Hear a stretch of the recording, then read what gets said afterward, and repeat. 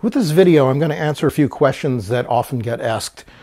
One of them is, how do you get yourself in focus if you want to do a self-portrait without using autofocus? Or if you want to use manual focus, if there's no one else there, what do you do? What we're looking at here is there's this piece of string that's attached to a light stand, and I've manually focused on this very carefully. The other end of the string is attached to the tripod. And what I can do is I can take this off, move it on the side, get it out of the frame, and then I can move my stool to where I want it. And I've made a mark, and I photographed the mark so that you'll be able to see it up close. And all I have to do is get my eye to where this little blue mark is, and then I can hold that down, and then I can shoot a frame. So what you're going to see is I will set the camera to self-timer with a remote. I have one of those little remotes, and I will take some pictures of my beautiful self, and then I'll show you what the light source is for this self-portrait.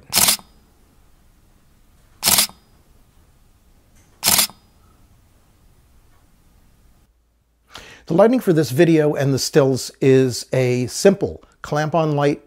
It's an LED spotlight available at Home Depot. As you can see, the quality is actually quite good. The color is maybe not 100% accurate, but I could always fix it in post. It's a slight color balance adjustment, and it should work fine.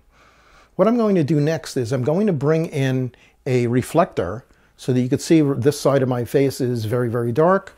I'm going to bring in a reflector. I just have a piece of foam core mounted on a stand, and I'm going to take some of that light and bounce it back on this side of my face. I'm going to use this to check my focus. Okay, I still have that in my hand, and I'm going to shoot some stills to follow up on this part of the video.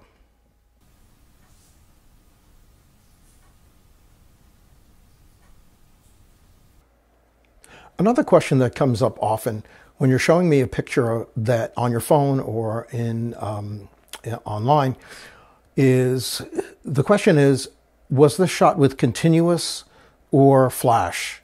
And I'm going to try to answer that question in this part of the video.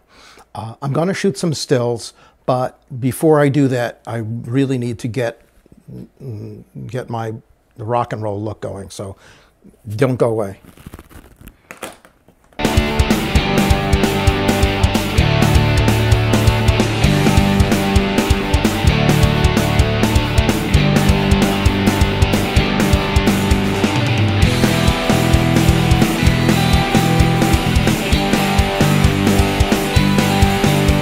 So I'm going to continue comparing flash and continuous light.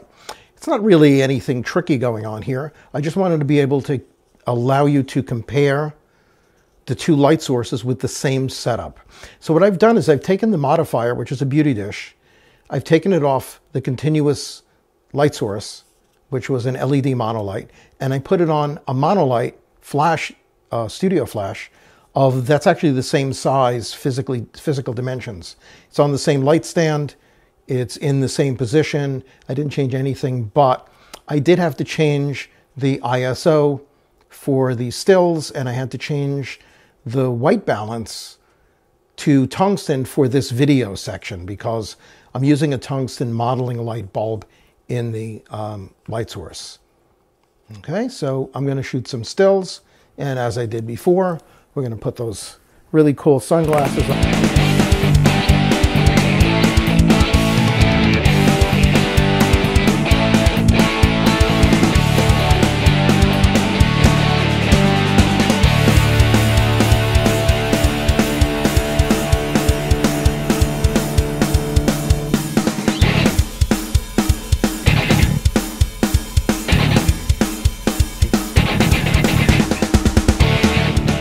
So I've set up those two fixtures that I made myself. They're the fixtures that usually go over a bathroom sink, and each one of them has 4 LED floodlights in it.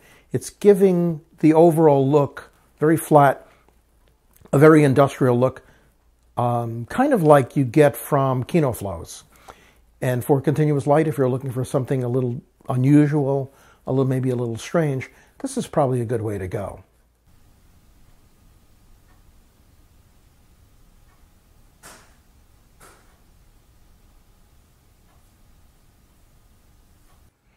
Using two light bars, one on each side, sounds like it could be flattering, but actually it creates a really creepy look, depending on how far to the side you have the two lights.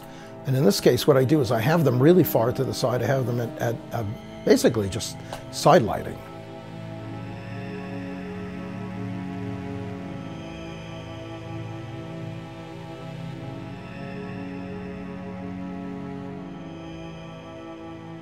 Having a light bar on each side is double side light.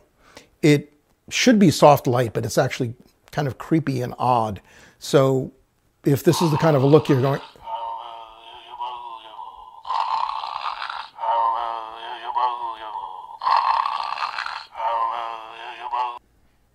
Sometimes what a story calls for is for the light to move.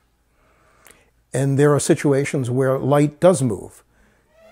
A prison break, sometimes what you'll see is they're trying to escape and they're trying to avoid the searchlight.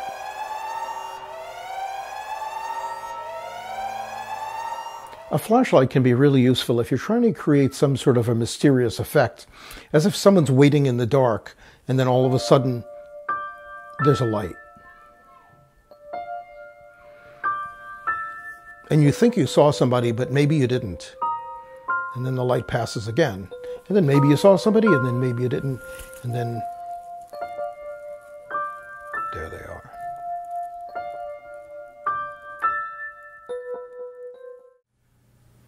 I'm going to end this video with moving lights. There's a mirror ball turning. Lights are aimed at it, filling the room with swirling spots of color.